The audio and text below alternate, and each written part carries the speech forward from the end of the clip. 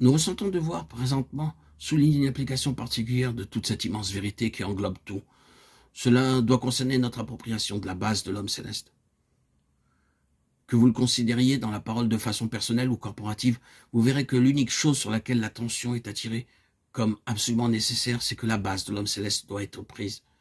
C'est-à-dire que l'homme doit venir sur la base de l'homme céleste. Dieu n'a rien à dire aux hommes, n'a rien à faire avec eux sur une autre base que celle de l'homme céleste.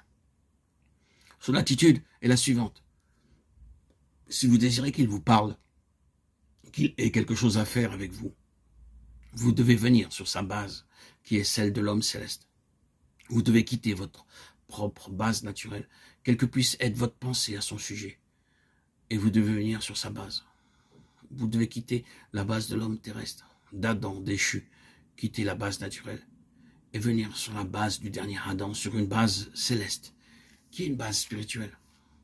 Si vous saisissez de cette pensée et vous mettiez à relire l'évangile de Jean et ensuite continuiez dans les épîtres, particulièrement celle de Paul, quoique cela ne se limite pas à elle, vous constateriez que c'est l'unique chose qui se trouve de part en part, et cela vous donnerait un merveilleux dévoilement de la parole. Nous commençons donc par constater que le Père a présenté le Fils comme sa base de rapport avec l'homme, et il n'aura de rapport avec aucun homme sur une autre base, car c'est lui que le Père, que Dieu lui-même a marqué de son sceau. Jean 6, 27. Jésus de Nazareth a été oint par Dieu. Maintenant, c'est là la base de Dieu. Celui-ci est mon Fils bien-aimé, en qui j'ai mis toute mon affection. Matthieu 3, 17. Celui-ci est mon Fils bien-aimé, écoutez-le. Matthieu 17, 5.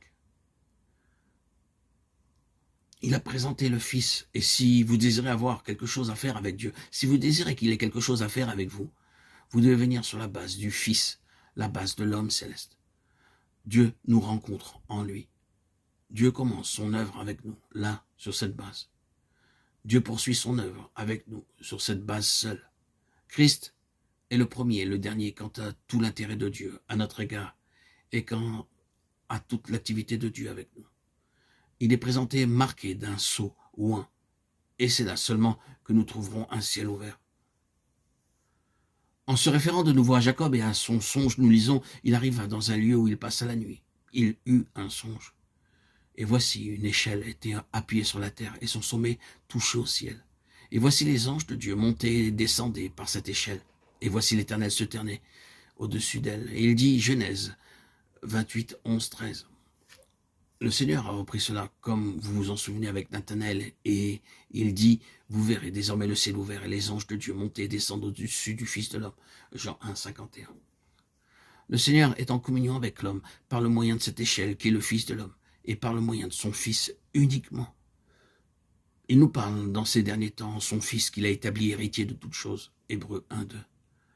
Je pense qu'il est à peine nécessaire de souligner que c'est là que nous débutons, et c'est ce que le Père a accompli. Il a fait de l'homme céleste de son Fils l'unique base sur laquelle il rencontre l'homme.